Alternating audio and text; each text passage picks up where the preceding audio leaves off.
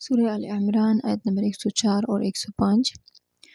اعوذ باللہ من الشیطان الرجیم، بسم اللہ الرحمن الرحیم۔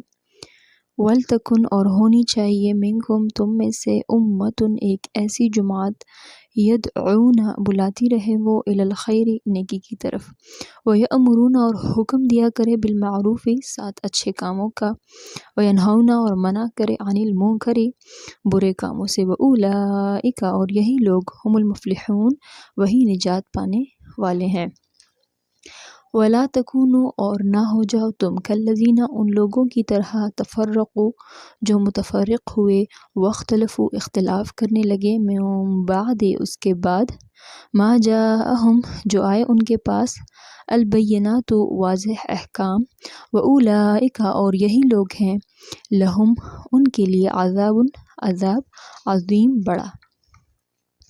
وَلْتَكُن مِّنکُم أُمَّةٌ يَدْعُونَ إِلَى الْخَيْرِ اور تم میں ایک جماعت ایسی ہونی چاہیے جو لوگوں کو نیکی کی طرف بلائے، وَيَأْمُرُونَ بِالْمَعْرُوفِ وَيَنْہَوْنَ عَنِ الْمُنکَرِ اور اچھے کام کرنے کا حکم دے اور برے کاموں سے منع کرے، وَأُولَئِکَ هُمُ الْمُفْلِحُونَ یہی لوگ ہیں جو نجات پانے والے ہیں۔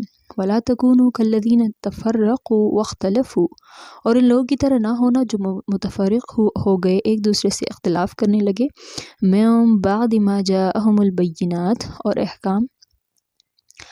احکام آنے کے واضح احکام آنے کے بعد، یہ وہ لوگ ہیں، وَأُولَئِکَ لَهُمْ عَذَابٌ عَظِيمٌ اور یہی لوگ ہیں ان کے لیے عذاب بڑا ہے۔ یہاں پر اللہ رب العالمین نے امر بالمعروف اور نہی عن المنکر کا ذکر کیا ہے، تو نیکی کا حکم دینا اور بدی سے روکنا یہ ایک مسلمان امت کی زندگی کی انتہائی مضبوط بات ہے۔ اگر آپ سب قرآن و حدیث دیکھ لیں تو اس بات کا ذکر کیا ہے کہ مومن بندہ ہمیشہ بدی سے روکے گا اور نیکی کی بات پھیلائے گا۔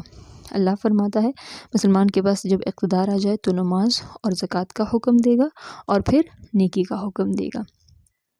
جس طرح نماز و زکوٰۃ فرض ہے تو اس پر نیکی کا حکم دینا بھی فرض ہے، تو اپنے علم کے مطابق نیکی کا حکم دینا ہے میں نے اور آپ نے، اور جو یہ کام کرے وہی کامیاب ہے۔ پھر ایک حدیث کا مفہوم ہے، ہمارے نبی صلی اللہ علیہ وسلم نے فرمایا یہود 71 فرقوں میں تقسیم ہے، نصارہ 72 فرقوں میں تقسیم ہو گئے، اور میری امت 73 فرقوں میں تقسیم ہو گئے، اور اس میں صرف ایک فرقہ کے علاوہ سارے دوزخی ہوں گے۔ صحابہ نے پوچھا کہ وہ کون سا فرقہ ہے؟ رسول اللہ صلی اللہ علیہ وسلم نے فرمایا وہ فرقہ جو میری اور میرے اصحاب کے رستے پر چلے گا۔ تو اللہ تعالیٰ کا بھی اس آیت میں حکم ہے کہ فرقوں میں نہ بٹو۔ اللہ پاک مجھے اور آپ سب کو ان فرقوں سے اپنی امان میں رکھے، آمین۔ صدق اللہ العظیم۔